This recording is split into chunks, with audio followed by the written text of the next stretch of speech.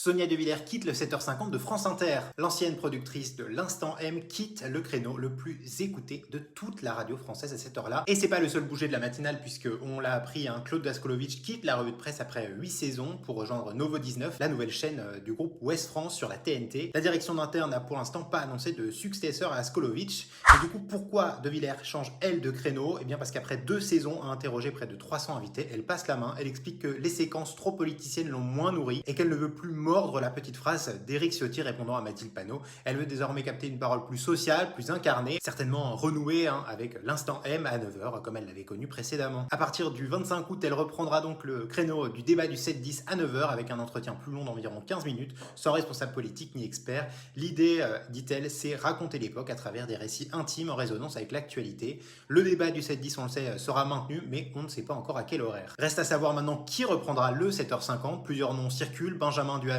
Apolline de Malherbe. La dernière a annoncé rester sur BFM et le second est seulement à l'étude pour l'instant. D'autres profils sont envisagés. Et moi, je miserais sur le profil de Céline Landreau. Alors, elle n'a jamais travaillé à France Inter, mais je trouve qu'elle a le ton inter, posé, précis, percutant. Pour aller dans ce sens, Éric Brunet vient de quitter RTL pour retourner sur LCI. Lui qui présentait Les auditeurs ont la parole avec Céline Landreau, elle maintenant n'a plus de co-animateur. Elle pourrait donc aller chercher autre part pour faire entendre sa voix. Je pense que si France Inter cherche une voix féminine, solide, expérimentée, en cohérence avec la tradition de ce créneau, ce profil-là ferait sens. D'ailleurs, depuis plus d'une décennie, l'interview de 7h50 qui dure moins de 10 minutes a systématiquement été confiée à des femmes: Audrey Pulvar, Pascal Clark, Clara Dupont-Mono, Léa Salamé et puis Sonia De Villers. La dernière question, c'est de savoir si Domoran et Salamé vont re-signer. Domoran, lui, cartonne en ce moment en librairie avec son livre Inter en nuit, et Léa Salamé, elle est beaucoup courtisée par BFM. Adèle Vendrette leur a renouvelé sa confiance, mais pour l'instant, en interne, rien n'est tranché.